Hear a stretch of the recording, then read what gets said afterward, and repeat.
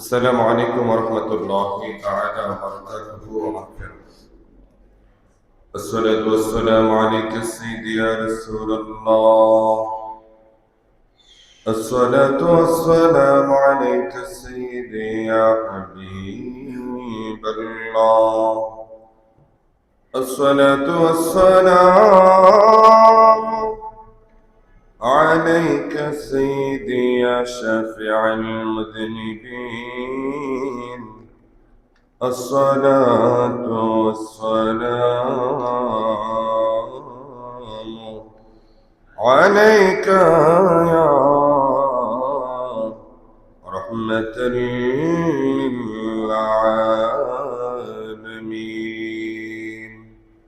الحمد لله رب العالمين، والصلاة والسلام على ما كان نبيا وآدم بين الماء والتين. فقد قال الله تعالى في كلامه المجيد وفي فرقان الحميد. সকলে জবান ছেড়ে দিয়ে পড়ুন আউযু বিল্লাহি মিনাশ শাইতানির রাজীম। বিসমিল্লাহির রাহমানির রাহিম। ইন্না أكرمكم عند الله يتقاكم.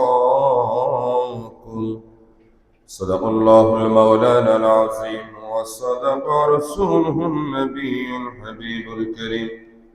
قال الله تعالى في شان حبيبه إن الله وملائكته يصلون على النبي يا أيها الذين آمنوا صلوا عليه وسلموا تسليما. اللهم صل على سيدنا محمد وعلى آل سيدنا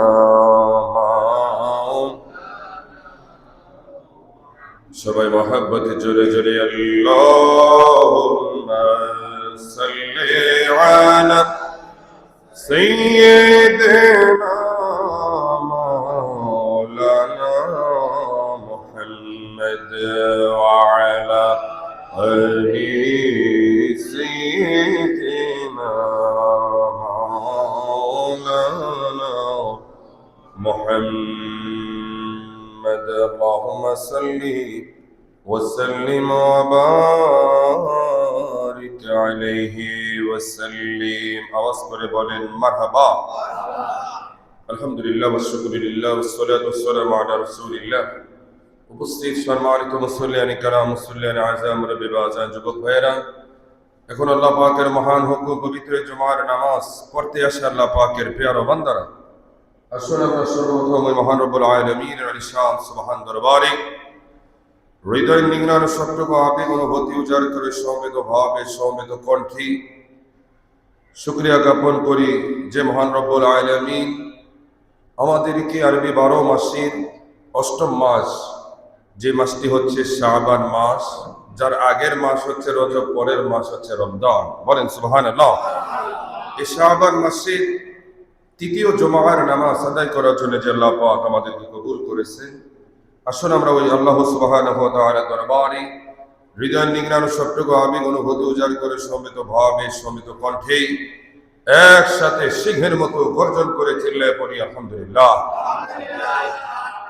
তার সাথে সাথে লক্ষ কোটি কোটি দুরূদ ও সালামের নজরানা ওই নবীর নুরানি পদবী, যেই নবীজি যিনি ছিলেন নবী, যিনি ছিলেন রাসূল, যিনি ছিলেন রাষ্ট্রনায়ক, যিনি ছিলেন একজন পরিবারের একজন আদর্শ গার্ডিয়ান, যিনি স্বামী হিসাবে শ্রেষ্ঠ, যিনি বাবা হিসাবে শ্রেষ্ঠ, যিনি নানা হিসাবে শ্রেষ্ঠ, যিনি সমাজ সংস্করণ হিসাবেও শ্রেষ্ঠ, যিনি দেশ পরিচালনার শ্রেষ্ঠ, যিনি চারিত্রিক দিক থেকেও শ্রেষ্ঠ, যিনি ন্যায়পরায়ণ দিক থেকেও শ্রেষ্ঠ, যিনি উদারতার দিক থেকে শ্রেষ্ঠ, যিনি দানের দিক থেকেও শ্রেষ্ঠ, ভালোবাসার দিক থেকেও শ্রেষ্ঠ, ইবাদতের দিক থেকেও শ্রেষ্ঠ। চিল্লায় পড়েন সুবহানাল্লাহ। আলোচনার পরম্পরে ওই নবী নুরানি দরবারে ছোট্ট করে দুরূদ ও সালামের নজরানা পেশ করি, শুকরি করি সাল্লাল্লাহু তাআলা আলাইহি ওয়াসাল্লাম। সম্মানিত উপস্থিতি, আজকে আমাদের আলোচনার বিষয়বস্তু হচ্ছে বর্তমান সময়ে যে কথাগুলো না বললেই নয়, যে বিষয়গুলো আমাদের প্রত্যেকেরই বোধগম্য হওয়া দরকার, জানা দরকার, যেটা আমাদের ইমানের বিষয়, আমলের বিষয়, আমানতদারিতার বিষয়। প্রিয় হাজির, সেই বিষয়টা হচ্ছে কোরআন ও সুন্নাহর আলোকে কোন একটা দেশ, কোন একটা রাজ্যে, কোন একটা সোসাইটির যিনি নেতা হবেন, হতে পারে তিনি প্রধানমন্ত্রী, হতে পারে তিনি শাসক, হতে পারে তিনি রাষ্ট্রনায়ক। তো একজন প্রধানমন্ত্রী হওয়ার জন্য, শাসক হওয়ার জন্য, একজন খলিফা হওয়ার জন্য, রাষ্ট্রনায়ক হওয়ার জন্য একজন মানুষের কি কি গুণ এবং কোয়ান্টিটি থাকা দরকার, সেই বিষয় সম্পর্কে আমরা কোরআন ও সুন্নাহর আলোকে ইনশাআল্লাহ আলোকপাত করব। আল্লাহ পাক যেন কবুল আর মঞ্জুর করে। সকলে চিল্লায়ে পড়েন আমিন। একটা দেশের যিনি প্রধান হবে, শাসক হবে, যেহেতু আমাদের সামনে আসতেছে নির্বাচন, কথা বলে ঠিক কিনা? হোক নির্বাচন, যে আসুক আমাদের কোনো আপত্তি নাই, কিন্তু আমরা চাই আমাদের আজকের এই আলোচনার যে গুণগুলো যার ভিতরে থাকবে তিনি যেন নির্বাচিত হয়। সবাই বলেন আমিন। কারণ দলের কার্যক্রম, দলের নেতা, দলের লিডারের চাইতে আল্লাহ তার রাসূলের মর্যাদা, ভালোবাসা কম না বেশি? দিন ইসলাম কম না বেশি? বলে বলেন সুবহানাল্লাহ। একটা দেশের প্রধানমন্ত্রী, শাসক, খলিফা, রাষ্ট্রনায়ক হওয়ার জন্য সর্বপ্রথম যে শর্ত, কোরআন সুন্নাহ আমাদেরকে যে দিক নির্দেশনা দেয়, নূরের নবী, মায়ার নবীজি বলেন উম্মতের আরে, এক নাম্বার হচ্ছে ওই ব্যক্তি শাসক হতে পারবে যেই ব্যক্তির ভিতরে ঈমান এবং তাকওয়া উভয় থাকবে। বলেন না সুবহানাল্লাহ। সেই বিষয় সম্পর্কে মহাগ্রন্থ আল কোরআনে অন্যতম সূরা হুজরাতের 13 নম্বর আয়াতে আল্লাহ পাক বলেন, ইন্না আকরামাকুম ইনদাল্লাহি আতকাকুম, নিশ্চয়ই আমি আল্লাহ তাআলার নিকট তোমাদের মধ্যে ওই ব্যক্তি সবচাইতে সম্মানিত, সবচাইতে দামি, যে ব্যক্তি তাকওয়াবান তথা যে আমি আল্লাহ তাআলাকে ভয় করি। বলেন না সুবহানাল্লাহ। এই আয়াত থেকে শিক্ষা হচ্ছে, আল্লাহ ভীতু যদি না থাকে তাহলে আপনি ক্ষমতায় থেকে যার তার প্রতি আপনি জুলুম করবেন, স্বাভাবিক। আর আল্লাহর ভয় যদি অন্তরে থাকে, কোন মানুষের প্রতি জুলুম হওয়ার আগে আল্লাহর ভয় আপনার অন্তর কাঁপিয়ে দিবে। তাহলে এক নাম্বার পেলাম, একজন খলিফা নির্বাচিত হওয়ার জন্য শর্ত কি? ঈমান। শর্ত কি? ঈমান। ঈমানের সাথে আছে তাকওয়া। ঈমানের সাথে তাকওয়া, এই দুইটার সংমিশ্রণ হচ্ছে সর্বপ্রথম শর্ত। দ্বিতীয় শর্ত হচ্ছে ইনসাফ ও ন্যায় পরায়ণতা হতে হবে, ইনসাফ বজায় রাখতে হবে। আমাদের দেশে দেখা যায় নিজের বেলায় 16 আনা, জনগণের বেলায় 1 আনা করিও না, এরকম আছে কি নাই? নির্বাচিত হওয়ার আগে জনগণের ধারে ধারে গিয়ে একবার দুইবার নয়, হাজারবার নেতা উপস্থিত থাকে, আর নির্বাচিত হওয়ার পরে ওই নেতার বাড়িতে হাজারবার যাওয়ার পরেও তার হুদিস পাওয়া যায় না, আছে কি নাই? এবার আসেন 2 নম্বর হচ্ছে ইনসাফ এবং ন্যায়পরায়ণতা সম্পর্কে। ইনসাফ এমন একটা জরুরি বিষয়, একটি রাষ্ট্র পরিচালনার মূল ভিত্তি হচ্ছে ইনসাফ। যদি রাষ্ট্রের মধ্যে ইনসাফ কায়েম থাকে, ওই দেশের জনগণ শান্তিতে থাকে। বলেন না সুবহানাল্লাহ। সেই বিষয় সম্পর্কে রব্বুল আলামিন মহাগ্রন্থ আল কোরআনের 14 সূরা, কয় নম্বর সূরা? 14 সূরা 58 নম্বর আয়াতে আল্লাহ পাক বলেন, ইন্নাল্লাহা ইয়া'মুরুকুম আন তু'আদ্দুল আমানাতি ইলা আহলিহা ওয়া ইযা হাকামতুম বাইনান নাসি আন তাহকুমু বিল আদল ইন্নাল্লাহা নি'মা ইয়া'iদুকুম বিহি ইন্নাল্লাহা সামিউন বাসীর।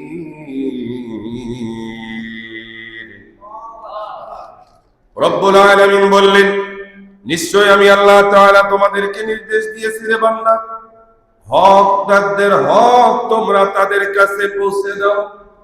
হকদারদের হক তাদের কাছে কি করে দাও? পৌঁছে দাও। চিল্লায় পড়ে সুবহানাল্লাহ। ঘোষণা কার? জোরে বলেন কার? আল্লাহ কাদেরকে বলতেছেন? যারা দায়িত্বশীল, যাদের হাতে আমানত থাকে, আমার আপনার হকগুলো থাকে, আল্লাহ তাআলা তাদেরকে বলতেছে, বান্দারে আমি আল্লাহ তোমাদেরকে নির্দেশ দিয়ে দিলাম, হকদারদের হকগুলো তাদের বাড়িতে বাড়িতে পৌঁছে দাও। এই আয়াতের উপরে আমাদের আমল এমন ভাবে আছে, এই আয়াতের উল্টো আমল, যে হকদারদের কাছে আমাদের আমানতগুলো থাকে, ওই হকদারদের আমানতগুলো আমাদের বাসায় তো দূরের কথা, তাদের বাসার খাটের নিচে, কম্বলের নিচে আছে কি নাই? কথা বলেন, আছে কি নাই? তাহলে এই আয়াতের বিপরীত আমল তারা করে। এই জন্য আল্লাহ বললেন, আমি আল্লাহ তোমাদেরকে আদেশ দিলাম, হকদারদের হকগুলো তাদের কাছে পৌঁছে দাও। তোমরা যখন মানুষের মাঝে বিচরণ করবে, তখন ন্যায় পরায়ণতার সঙ্গে বিচার করবে। যখন বিচার করবে, আমি আল্লাহর ভয় রেখে বিচার করবে, আমার বন্ধুর আদর্শ মেনে তোমরা বিচার করবে। বলেন না আল্লাহু আকবার। আল্লাহ তাআলা তোমাদের কি কত উত্তম উপদেশ দিয়েছে। এই যে উপদেশগুলো কার? আল্লাহ বলতেছে, আমি আল্লাহ কত সুন্দর তোমাদেরকে উপদেশ দিলাম। ও আমার বান্দারা, নিশ্চয়ই আল্লাহ সবকিছু জানেন, সবকিছু শুনেন এবং সবকিছু দেখেন। বলেন না সুবহানাল্লাহ। ইন্নাল্লাহা সামিউন বাসীর। এই যে সামিউন বাসীর, যিনি সর্বশ্রোতা, সব চাইতে ভালো শুনেন, এবং যিনি সর্ব উচ্চ, তথা যিনি এমন ভাবে বান্দার আমলগুলো দেখেন, দুনিয়ার জমিনে আর কেউ দেখে না। বলেন না আল্লাহু আকবার। এজন্য কেউ যেটা শোনে না, শোনে একজন, তিনি কে? আমার আপনার কর্মগুলো কেউ দেখে না মনে করি, যিনি দেখেন তিনি কে? আল্লাহ। একটু মহব্বতে পড়েন আল্লাহু আকবার। এই হাদিস শরীফ থেকে আমার নূরের কথা, এই কোরআনের আলোকে আমার নূরের নবী, মায়ার নবী বুখারী এবং মুসলিমের মধ্যে একটি হাদিস শরীফ এসেছে, যে ন্যায় পরায়ণ শাসক যারা হবে, ন্যায় পরায়ণ বাদশা যারা হবে, খলিফা যারা হবে, আমাদের দেশের ভাষ্য অনুযায়ী প্রধানমন্ত্রী যারা হবে, রব্বুল আলামিন হাসরের ময়দানে দুনিয়ার জমিনে 7 শ্রেণী ব্যক্তিকে আরশ মুআল্লার নিচে ছায়া দান করাবে। কয় শ্রেণী? 7 শ্রেণী। সবাই বলেন কয় শ্রেণী? এই 7 শ্রেণী বান্দাদের মধ্যে সর্বপ্রথম যে বান্দা আরশে মুআল্লার নিচে, আরশের নিচে ছায়া পাবে, ওই বান্দাটা হচ্ছে ন্যায় পরায়ণ বাদশা। ওই বান্দার পরিচয় কি? ন্যায় পরায়ণ বাদশা। জোরে বলেন না, পরিচয় কি? ন্যায় পরায়ণ বাদশা। আমরা চাই কি চাই না? একটু জোরে বলতে হবে, চাই কি চাই না? যদিও চাই, কিন্তু পাওয়াটা সহজ না কঠিন? কথা কয় না, সহজ না কঠিন? প্যারে হাজিরিন, তো দ্বিতীয় শর্তটা আমরা পেলাম, দ্বিতীয় শর্তের আলোচনা আমরা শুনলাম। আল্লাহ তাআলা যেন আমাদের দেশের জন্য ইনসাফ এবং ন্যায় পরায়ণতার শাসক যেন কবুল করে। তাহলে প্রথমটা আমরা পেলাম ঈমান এবং তাকওয়া, দ্বিতীয়টা পেলাম ইনসাফ এবং ন্যায় পরায়ণতা। তৃতীয় যে যোগ্যতা থাকা দরকার সেই যোগ্যতাটা হচ্ছে আমানতদারিতা এবং সৎ ব্যক্তি হওয়া, সৎ মানুষ হওয়া দরকার আছে কি নাই? তাহলে তৃতীয় হচ্ছে আমানতদারিতা, আমানতদারিতার সাথে আরো রয়েছে সৎ ব্যক্তি হওয়া। কেননা একটা দেশের প্রধানমন্ত্রী যদি অসৎ ব্যক্তি হয় অথবা দায়িত্বশীল ব্যক্তি যদি অসৎ হয় তাহলে ওই জাতির উপরে দুর্গতি আছে কি নাই? গজব আছে কি নাই? একটা দেশের নেতা যদি গজবতুল্লাহ হয় ওই দেশের জন্য আল্লাহর পক্ষ থেকে আর কোনো গজবের প্রয়োজন, হ্যাঁ একাই যথেষ্ট। কথা কোন ঠিক কিনা? এই জন্যই নূরের নবী মায়ার নবী বলে উম্মত, 3 নম্বর যে সত্য এটা হচ্ছে আমানতদারিতা থাকতে হবে। এই আমানতদারিতা হলো কেমন? নূরের নবী মায়ার নবী বলেন ক্ষমতা হলো আল্লাহ পাকের পক্ষ থেকে তোমার উপর দেওয়া একটা আমানত। বলেন সুবহানাল্লাহ। তা ভোগের বস্তু নয়, তা হচ্ছে ত্যাগের বস্তু। বলেন না সুবহানাল্লাহ। এই আমানতদারিতা আমরা কি করি? ভোগ বিলাসিতায় শেষ করি। কথা বলেন, আমানতদারিতা আমরা কি করি? ক্ষমতা আমরা কি করি? নিজেরাই ভোগ বিলাসিতা করি। কথা বলেন ঠিক কিনা? এমন এমন কুলাঙ্গারদের ইতিহাস পাওয়া যায়, এমন এমন দেশের দায়িত্বশীলদের ইতিহাস পাওয়া যায়। ভূমি মন্ত্রী নামে কুলাঙ্গার, যার বিদেশে প্রায় 250 থেকে 300টা বাড়ি। কথা ঠিক কিনা? দেশের মানুষের কোটি কোটি টাকা জায়গা জমি লুণ্ঠন করে 300+ বাড়ি যিনি বিদেশে করতে পারে, এটা মনে অনেক বড় সৎ মানুষ। অনেক বড় সৎ মানুষ না অসৎ মানুষ? কথা বলে না? অসৎ মানুষ। এমন অসৎ মানুষ যেন আমাদের কপালে আর না আসে। কথা বলে ঠিক কিনা?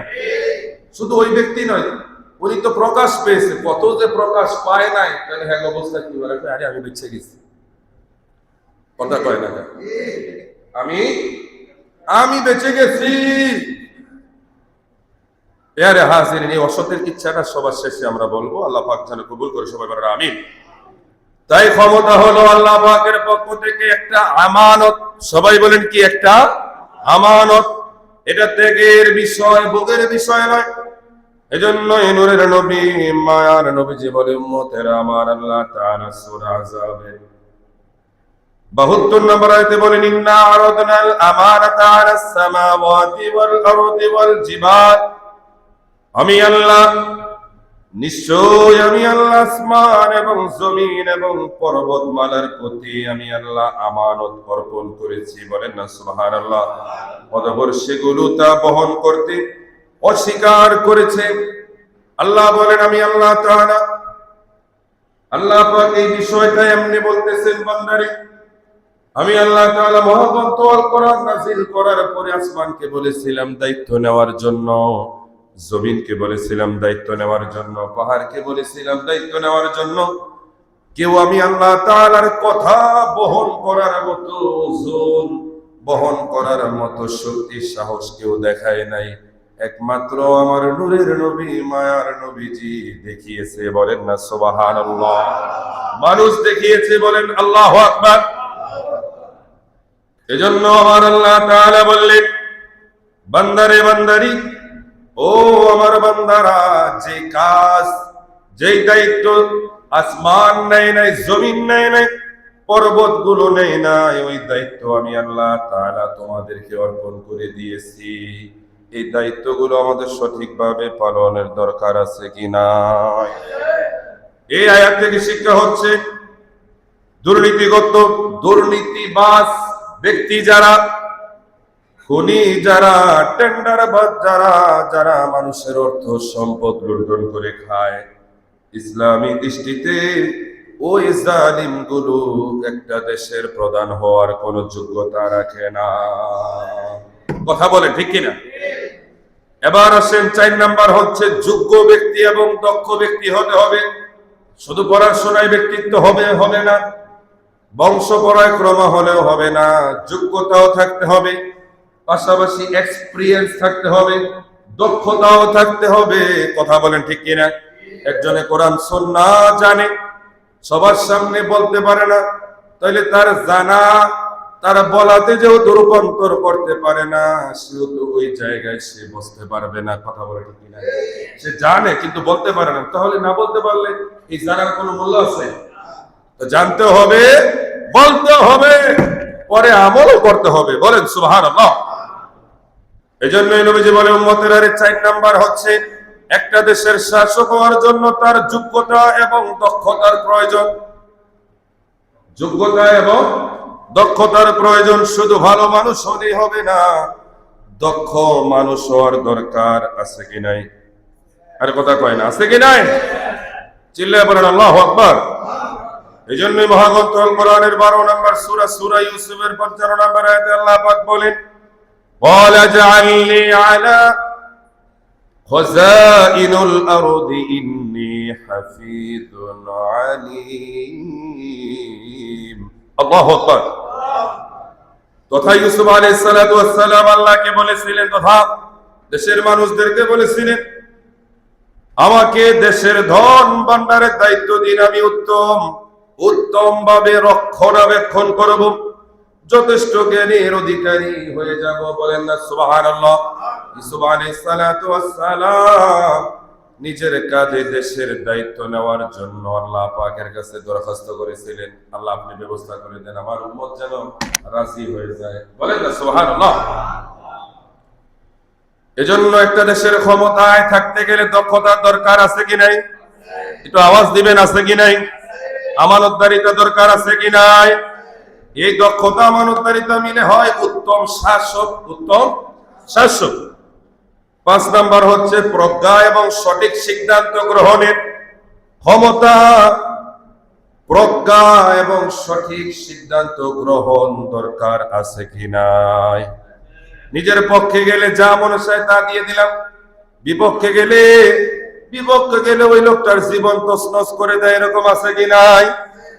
এজন্য রাষ্ট্র পরিচালনায় প্রজ্ঞা মানে হচ্ছে দূরদর্শিতা থাকা দরকার, চতুর্মুখী জ্ঞান থাকা দরকার ও হিকমত থাকাও জরুরি বিষয়। রব্বুল আলামিন বলেন, বান্দারে ইউতিল হিকমাতা মান ইয়াশা ওয়া মান ইউতাল হিকমাতা ফাকাদ উতিয়া খায়রান কাসীরা ওয়া মা ইয়াযাক্কারু ইল্লা উলুল আলবাব। আল্লাহু আকবার। আল্লাহ তাআলা সূরা বাকারা 269 নম্বর আয়াতে বলেন, আমি আল্লাহ যাকে ইচ্ছা হিকমত দান করি, এবং যে ব্যক্তি জ্ঞান প্রাপ্ত হয় নিঃসন্দেহে সে মহা সম্পদ প্রাপ্ত হয়। আমার আল্লাহ যাকে হিকমতের মতো জ্ঞান দিয়েছে, এই হিকমতের জ্ঞান যে আমি আল্লাহর পক্ষ থেকে পেয়েছে, দুনিয়ার জমিনের মধ্যে সবচাইতে বড় সম্পদশালী হচ্ছে সে ব্যক্তি। বলেন না সুবহানাল্লাহ। যার ভিতরে জ্ঞান আছে, দুনিয়ার জমিনে সবচাইতে বেশি সম্পদওয়ালা কে? ওই জ্ঞানী ব্যক্তি। সুবহানাল্লাহ বলবেন না? এবং উপদেশ তারাই গ্রহণ করে যারা জ্ঞানী। জ্ঞানীরা উপদেশ দেয় এবং উপদেশ কি করে? গ্রহণ করে। উপদেশ কি করে? গ্রহণ করে। আপনি অনেক কিছু অর্জন করছেন, কিন্তু একজন উপদেশ দিলে আপনার ভালো লাগে না, বুঝতে হবে আপনি এখনো পরিপূর্ণ জ্ঞানী হতে পারেন। জ্ঞানী যারা, আরে আমরা যে মাযহাবের ইমামকে ফলো করি, ইমামে আযম আবু হানিফা রাহমাতুল্লাহ আলাইহি, চিল্লায়ে বলেন সুবহানাল্লাহ। তিনি একদিন বাজারের মধ্যে কাপড়ের ব্যবসায় তিনি ব্যস্ত ছিলেন। একজন লোক এসে বললেন, হে আবু হানিফ, তুমি তো জমানা সবচাইতে বড় ইমাম পণ্ডিত, অনেক বেশি জাননেওয়ালা, বলো কুকুর বালেগ হয় কখন? ইমামে আযম আবু হানিফা রাহমাতুল্লাহ আলাইহি তিনি হঠাৎ করে সবার কাছে যে সব সময় সব উত্তর থাকবে, হঠাৎ যে তিনি সব সময় সব উত্তর নিয়ে প্রস্তুত, বিষয়টা এমন নয়। তিনি বুঝতে পারলেন না আসলে কি বলবো, কারণ সঠিকভাবে তার কাছে সেই উত্তরটা জানা ছিল না। এবার একজন লোক দূর থেকে বললেন, হে নোমান ইবনে সাবিত, আপনি শুনে নেন, আপনি উত্তর দিয়ে দেন। কুকুর যখন এক পা আলগি দিয়ে উঠিয়ে যখন প্রস্রাব করতে পারে, তখনই সে কুকুরটা বালেগ হয়ে যায়। হযরত ইমামে আজম এই কথা শুনে তিনি আশ্চর্য হয়ে গেলেন। তিনি সাথে সাথে ইহুদিকে বললেন, ইহুদি উত্তর পেয়ে গেল। ইহুদি খুশি হয়ে গেল। ইমামে আজম ওই ইহুদিকে নিজের ওস্তাদ মেনে নিলেন। একজন ভিন্ন ধর্মের মানুষও যে ওস্তাদ হওয়া যায়। আমি যদি কারো কাছ থেকে একটা জ্ঞান অর্জন করি, সে কি হয়ে যায়? আমার ওস্তাদ। এই ওস্তাদকে সম্মান দরকার আছে কি নাই? কেমন সম্মান ইমামে আজম তার জীবনীতে পাওয়া যায়। তিনি একদিন ছাত্রদের দরস দিচ্ছেন, ছাত্রদেরকে দরস দিচ্ছেন, শিক্ষা দিচ্ছেন। ইন দি মিন টাইমে একটা ছোট্ট মাসুম বাচ্চা বারবার তাদের মাঝে আসে। তিনি বসা থেকে উঠে যায়, বাচ্চা চলে যায়, আবার আসে বল টোকাবার জন্য, খেলনা টোকাবার জন্য। আবার তিনি দাঁড়িয়ে যান। বাচ্চাকে দেখলে বারবার এই দৃশ্যটা দেখে ছাত্ররা বললেন, হে জমানার সবচেয়ে বড় ইমাম, ইমামে আজম, আপনি কেন বারবার বারবার এই বাচ্চাটিকে দেখে দাঁড়িয়ে যান? বিষয়টা কি? বিষয়টা কি? আল্লাহর প্রিয় নবীজির প্রিয় একজন উম্মত, তিনি বলতেছেন, তাহলে শুনে নাও, আমি এই বাচ্চাটাকে জন্যই সম্মান করি, কেননা এই বাচ্চার বাবা জ্ঞানের দিক থেকে সে আমার ওস্তাদ। ওস্তাদের সন্তান ভেবে আমি তাকে দাঁড়িয়ে সম্মান করি। সুবহানাল্লাহ বলবেন না? আর বর্তমানে দেখি 19 থেকে 20 হলেই ছাত্ররা শিক্ষকরে মারে। আছে কি নাই? জোরে বলেন, আছে কি নাই? কিছুদিন আগে ঘটে যাওয়া, আমি নাম বলবো না, কিন্তু বাস্তব ঘটনা দেখলাম। এমন দৃশ্য দেখতে হবে বাস্তবে, যেটা আসলে নিজের চোখে বিশ্বাস করা যায় না। আমরা পরীক্ষার হলে পরীক্ষা দিচ্ছি, একটা ছাত্র সে একটা অংশ প্রশ্নের লেখে সে চলে গেল। স্যার মায়া করে তাকে ডাক দিলেন যে, বাবা তুমি কেন এই কাজ করলে? পরীক্ষার তো আরো লম্বা সময় আছে, এখন মাত্র আধা ঘন্টা 1 ঘন্টা হয় নাই, আরো 2 থেকে 3 ঘন্টা বাকি আছে। তুমি বসে থাকো, লেখো, ফেল করো না, লাগলে কারো সহযোগিতা বিভিন্ন কৌশলে তুমি বসে থাকো, পাস করো। ছাত্ররা শোনে না হুজুর তথা ওস্তাদ 2টা থাপ্পড় দিলেন, শাসন করলেন, তাকে তার সিটে বসিয়ে দিলেন পরীক্ষা দেওয়ার জন্য। কিছুক্ষণ পর হুজুর এসে দেখে ওই ছাত্রটা এত বড় বেয়াদব, সে পরীক্ষা তো দিলই না। ছাত্র কেন মানলো? হুজুরে কেন মানলো? শিক্ষক কেন মানলো? সে পরীক্ষার খাতাটাকে টেনে ছিঁড়ে টুকরো টুকরো করে ফেললো। নাউজুবিল্লাহ কি বলতেন না? এরকম বেয়াদব আছে কি নাই? পরে শুনলাম হুজুর হেরে চটকানা দিল কেন? এজন্য হুজুরের পর্যন্ত কমিটি শাসাইছে। নাউজুবিল্লাহ বলতেন না? তো যেরম কমিটি এরম ছাত্র। কথা কন, যেরম কমিটি এমন ছাত্র।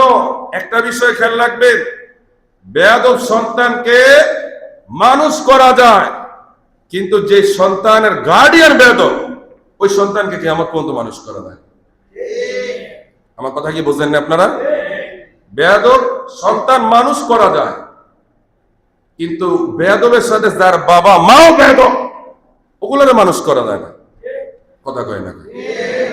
আপনারা বলেন ঠিক কিনা?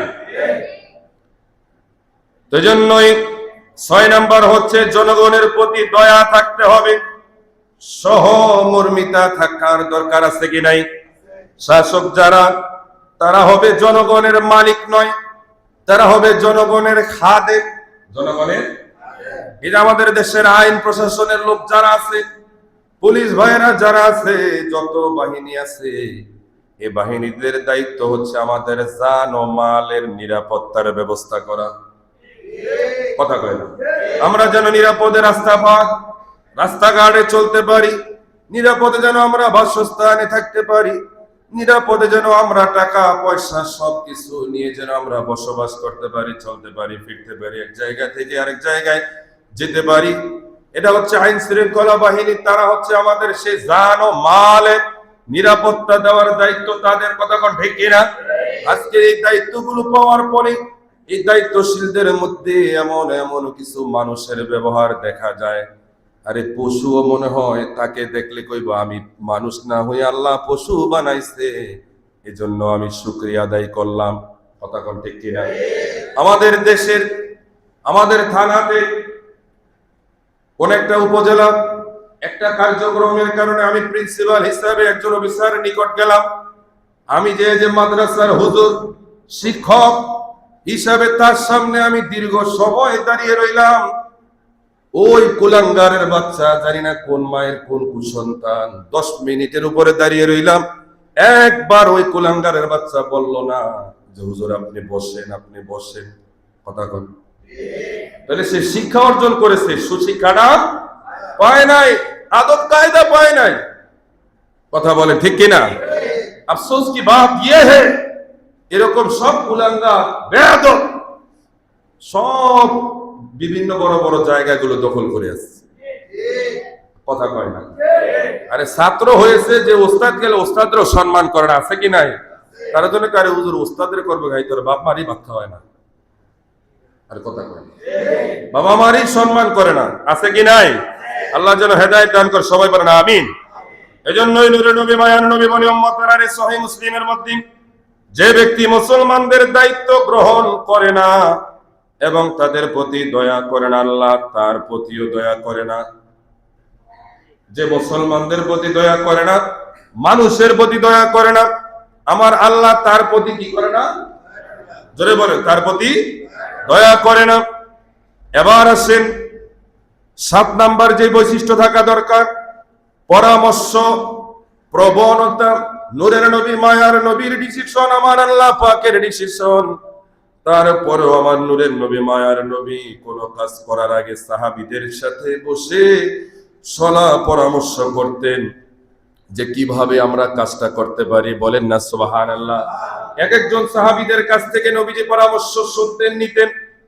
সকলে বসে যখন মেজরিটি পার্সেন্ট যেটার পক্ষে রায় দিতেন, আমার নবীজি সেটাই ডিসিশন দিয়ে দিতেন। বলেন না সুবহানাল্লাহ। অথচ পরামর্শ করার কোনো প্রয়োজন ছিল, নবী যা বলতেন তাই তো সাহাবীরা মানত।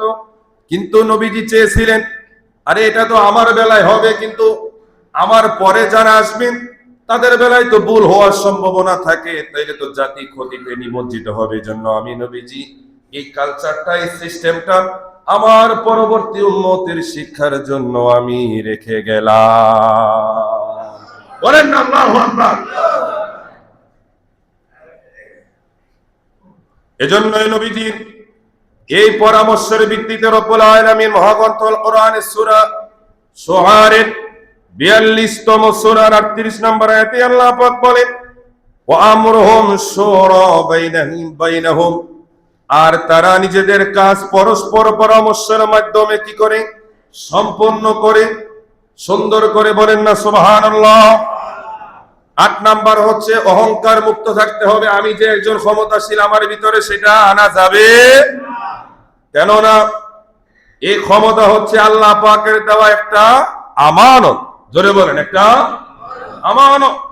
এই আমানতদারিতে যতক্ষণ থাকবে ততক্ষণ অন্তরে আল্লাহর ভয় থাকবে। আমি কি আমার দায়িত্ব? আরে ভাই, আমি তো আমার নিজের নফসের জবাব, নিজের নফসকে তো আমি নিজেই কন্ট্রোল করতে পারি না। আমি তো নিজের দায়িত্ব নিজেই পালন করতে পারি না। পরিবারের দায়িত্ব পালন করা কত কষ্টকর। গোটা সমাজের সকল মানুষের জান ও মাল নিরাপত্তা দেওয়ার দায়িত্বটা সহজ না কঠিন? কথা কয় না, সহজ না কঠিন? কঠিন না? গোটা দেশের দায়িত্ব নেওয়া আরো কঠিন। কথা বলে ঠিক কিনা? এটার জন্য যত বেশি দায়িত্ব তত বেশি জবাবদাহিতা কার কাছে? জোরে বলেন, কার কাছে? আল্লাহর কাছে। জন্যই নবীজি বলেন দায়িত্ব নেওয়ার আগে তোমাদেরকে অহংকার মুক্ত হতে হবে, বিনয়ী হতে হবে। কেননা ক্ষমতা অহংকারের কারণ হতে পারে না, ক্ষমতা হবে বিনয়ীর কারণ। আল্লাহ পাকের দেওয়া আমানত যেহেতু আমার উপর এসেছে, আমি যত বিনয়ী হব, যত আল্লাহকে ভয় করব, যত আমার নবীর আদর্শ মেনে নিজের জীবন গড়ব, সাহায্য আসবে কার থেকে? বলেন না সুবহানাল্লাহ। এজন্য হাদিস শরীফের মধ্যে নবীজি বলেন, যার অন্তরে সামান্য অহংকার থাকবে সে কখনো জান্নাতে প্রবেশ করবে না। 9 নাম্বার হচ্ছে জুলুম থেকে দূরে থাকা। কি থেকে? কথা কয় না। কি থেকে? সবাই একসাথে বলেন, কি থেকে? জুলুম থেকে। কেননা জুলুম কিয়ামতের দিন অন্ধকার হয়ে আমাকে পুরো গ্রাস করে ফেলবে। চতুর্দিকে আমার জন্য অন্ধকার হয়ে যাবে, আমি আর কিছুই দেখবো না অন্ধকার ছাড়া। আল্লাহর পক্ষ থেকে আওয়াজ আসবে, বান্দা গোটা হাসর আমি আল্লাহ আলোকিত করেছি, কিন্তু তোমার জন্য অন্ধকার। কেন? কেন? তুমি জমিনে জুলুম করেছো। জোরে বলেন নাউজুবিল্লাহ। এজন্য আমরা জুলুম করতে চাই, যে জুলুম করে তার সাথে থাকতে চাই না। 10 নম্বর হচ্ছে দিনের মৌলিক বিষয়ে জ্ঞান থাকা। কথা বল। দিনের মৌলিক বিষয়গুলো, বেসিক বিষয়ে জ্ঞান থাকা। আমাদের দেশের অনেক দায়িত্বশীল, অনেক প্রফেসর লেকচারারদের বাস্তব জীবনে দেখলে দেখা যায়, বাস্তব কিছু ঘটনা দেখা যায়, সবার সামনে যে সালাম বিনিময় করে, এত এত শিক্ষিত মানুষ সালামও ঠিক মতো দিতে জানে না। এত শিক্ষিত মানুষ কিভাবে বিসমিল্লাহ পড়তে হয় সেটাও জানে না। আউযুবিল্লাহ কিভাবে পড়তে হয়, কিভাবে মানুষের সাথে কথা বলতে হয় জানে না। সূরা ফাতিহা অর্থ কি বাদ, বহুদূর কি বাদ, অর্থটাও ঠিক মতো, দূরের কথা ঠিক মতো উচ্চারণ করতে পারে না। আছে কি নাই? কথা বলেন, আছে কি নাই? আছে, আছে। এরকম বহু ঘটনা আছে। এজন্যই একজন মানুষ শাসক হওয়ার জন্য তার দিনের মূল বেসিক জ্ঞান গুলো থাকার দরকার আছে। কেননা আমার নূরের নবী, মায়ার নবী বলে, উম্মতেরারি, ও আমার উম্মতেরা, তোমরা যদি একটা দেশের দায়িত্ব নিতে চাও, সর্বপ্রথম তোমাদের লক্ষ্য থাকবে, সর্বপ্রথম লক্ষ্য থাকবে আমি নবীজি কিভাবে দায়িত্ব পালন করতেছি। বলেন না সুবহানাল্লাহ। আমরা তো 100% নবীকে অনুকরণ করা সম্ভব নয়, আমরা শুধু আমার নবীজির অনুসরণটা তার দেখানো পথে করতে পারি, চেষ্টা করতে পারি। কথা বলে ঠিক কিনা? আমার নবীজির ক্ষমতাটা কেমন ছিলেন? নবীজি দুনিয়ার জমিনে তিনি এমন একজন রাষ্ট্রনায়ক, পৃথিবীতে যত রাইটার, যত ধর্মের রাইটারই তারা বই লেখে না কেন, সর্বপ্রথম কোন ব্যক্তির কথা তারা যখন পৃথিবীর বুকে, যেমন মাইকেল এইচ হার্ট, একজন আমেরিকার দার্শনিক, ইয়াং জেনারেশন সোসাইটি যারা এডুকেশন পার্সন আপনারা হয়তো জানেন, মাইকেল এইচ হার্ট আমেরিকার একজন দার্শনিক।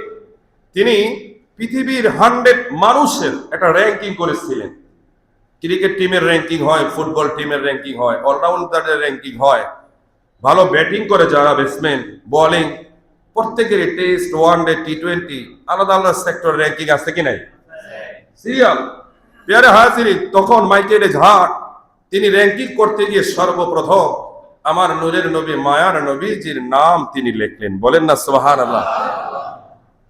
মাইকেল এইচ হার্ট তিনি the 100 ranking of the most influential person in our country, গোটা পৃথিবীর সকল দেশের মধ্যে, এবং ইতিহাস দেখে, মানব সৃষ্টির ইতিহাস শুরু থেকে অদ্যাবধি পর্যন্ত 100 জন মানুষের র্যাঙ্কিং করে তিনি সর্বপ্রথম আমার নবীজিকে আনেন। এটা লম্বা আলোচনা, এটা আরেকদিন হবে। কিন্তু একজন খ্রিস্টীয় লেখক, খ্রিস্টান, তিনিও তার বইয়ের মধ্যে র্যাঙ্কিং এ আমার নবীজিকে সর্বপ্রথম রেখেছেন। এই যে রাখাটা, দুনিয়ার কোন লেখক পরবর্তীতে এই বিষয়টা নিয়ে কোনো বিরোধিতা নাই যে না, মুহাম্মদ সাল্লাল্লাহু তাআলা সাল্লাম এমন ব্যক্তিত্ব যিনি প্রথম হওয়ার যোগ্যতা রাখেন। ঈমান আনা বিষয় দিলের পরে। তো এই জন্য আমার নবীজি এমন নবী, যে নবীজি জমিনে যার ক্ষমতাটা কোনো লক্ষ্য ছিল না, লোভ ছিল না। আমার নবীজি ন্যায় বিচারে আপোষহীন ছিলেন। আমি আপনাদেরকে মাগরিবের সময় একটা আলোচনা শুনিয়েছিলাম। মদিনায় খাজরাজ গোত্রের একজন মহিলা, সে চুরি করার কারণে আল্লাহ রাসূলের দরবারে যখন পেশ করানো হলো, সাহাবীরা পরামর্শ দিয়ে হযরতে ওসামা ইবনে যায়েদকে পাঠালেন। ওসামা, তুমি একটু বলো নবীজিকে, এত বড় সম্ভ্রান্তের মহিলা চুরি করছে, যেন নবীজি যেন বিচারটা একটু হালকা করে, তাহলে তো মদিনাতে একটা হট্টগোল এসে যাবে। হযরত ওসামা ভয়ে ভয়ে নবীজির কাছে প্রকাশ করলেন।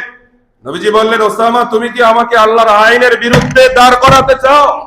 আমি তো নবী আল্লাহর আইন প্রতিষ্ঠিত করার জন্য জমিনে এসেছি। বলেন না সুবহানাল্লাহ।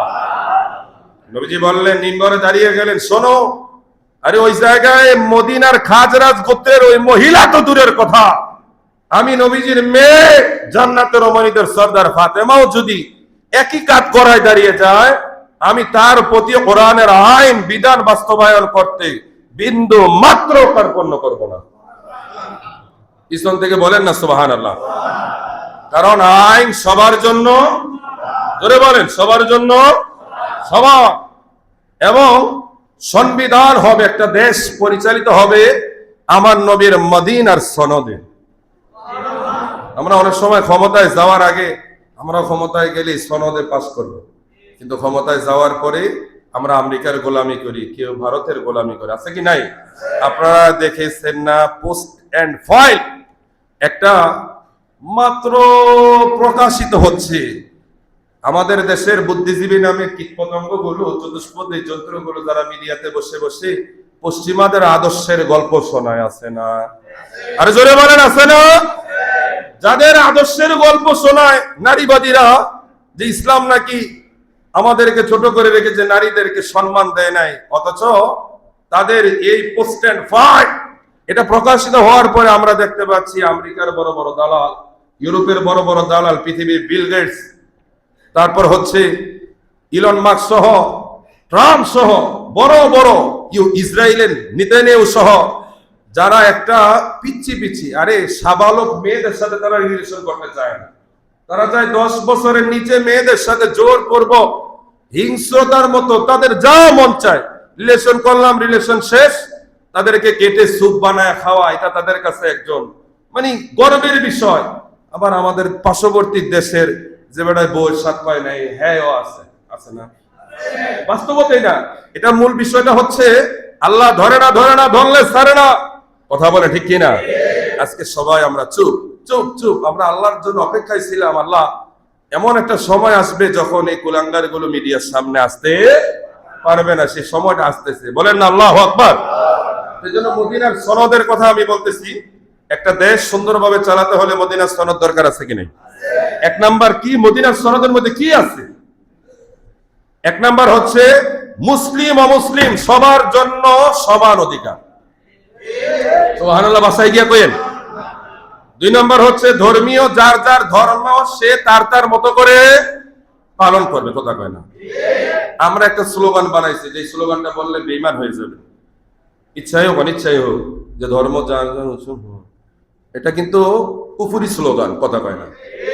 আপনার ধর্ম আপনার, আপনার উৎসব, এটা যদি জায়েজ হয় তাহলে বউ যার যার বাসরঘর, তো একই হইল না বিষয়টা? না, বিষয়টা কিন্তু এরকম নয়। আপনারা বুঝতে পেরেছেন, আল্লাহর ঘরে সব কথা বলা যায় না। তারপর হচ্ছে পারস্পরিক নিরাপত্তা, প্রত্যেকটা মানুষের নিরাপত্তার দরকার আছে কি নাই? আরেকটা বিষয় হচ্ছে ন্যায় বিচার, আইন প্রতিষ্ঠা করা, বলেন না সুবহানাল্লাহ, এবং পরামর্শ ভিত্তিক শাসন প্রতিষ্ঠা করা, মদিনার যেগুলো সনদের সবচাইতে বড় উত্তম দিক, বলেন সুবহানাল্লাহ। প্রিয় হাজিরিন, এই মদিনার সনদ যদি বাস্তবায়ন হয়, কিছুদিন আগে দেখলেন, আপনারা দেখেছেন সোশ্যাল মিডিয়াতে একটা লোক অটো চালায়, একজন কাস্টমার ডাকাত সন্ত্রাস খুনি কাস্টমার বেশে উঠে ছেলেটাকে পিছন থেকে 3-4টা হাতুড়ি দিয়ে বাড়ি মেরে ফেলে সুন্দর করে অটোটা নিয়ে চলে গেল, আছে কি নাই? বাড়িতে মানুষ খুন হচ্ছে, গাড়িতে খুন হচ্ছে, রাস্তায় খুন হচ্ছে। আমরা কোন দেশে আছি? আল্লাহু রাসূল আলাম, আল্লাহ তার রাসূল ভালো জানে। আল্লাহ যেন আমাদেরকে দায়িত্বশীলদেরকে আরো দায়িত্ব নেওয়ার তৌফিক দান করে, আরো জোরে বলেন না আমিন। কারণ এগুলোর জন্য আল্লাহর কাছে জবাবদিহিতা আছে কি নাই? আমাদের দেশের সোনার ছেলেরা বহু স্বপ্ন নিয়ে যাদেরকে বসিয়েছিলেন, তারা কতটুকু করেছে আল্লাহু রাসূল আলাম, আল্লাহ তার রাসূল ভালো জানে। সামনে যারা আসবে, আল্লাহ যেন আমাদেরকে ওই সামনের মানুষের সদকায় যেন সুন্দর একটা দেশ উপহার দেয়, যেই দেশের স্বপ্ন নিয়ে মরেছিলেন 30 লক্ষ মানুষ। আর কথা কয় না? যেই দেশের স্বপ্ন নিয়ে মরেছিলেন কয়জন মানুষ? কথা বলে না, কয়জন? ওই শহীদরা কবর থেকে আমাদের অবস্থা যদি ভালো দেখে, তারা বলবে যেন আমাদের জীবন সার্থক। আর যদি দেখে আমরা দেশটাকে বাইসা 300-400 করে এক একজন বাড়ি বানাইতেছে বিভিন্ন দেশে, তাহলে বলবো আমি যদি না মইরা সর্বপ্রথম তরে মাইরা মরতাম, তাহলে আমার এই মরণটা কি হইতো? কথা কয় না, কি হইতো? সার্থক হইতো। তো আল্লাহ তাআলা যেন আমাদের সোনার দেশটাকে যেন কবুল করে, সবাই বলেন না আমিন, মহব্বতে বলেন আমিন। ওয়া আখির দাওয়ানা আলহামদুলিল্লাহি রাব্বিল আলামিন। আমরা যারা পড়ে এসেছি তেলাওয়াত কাবলা জুমা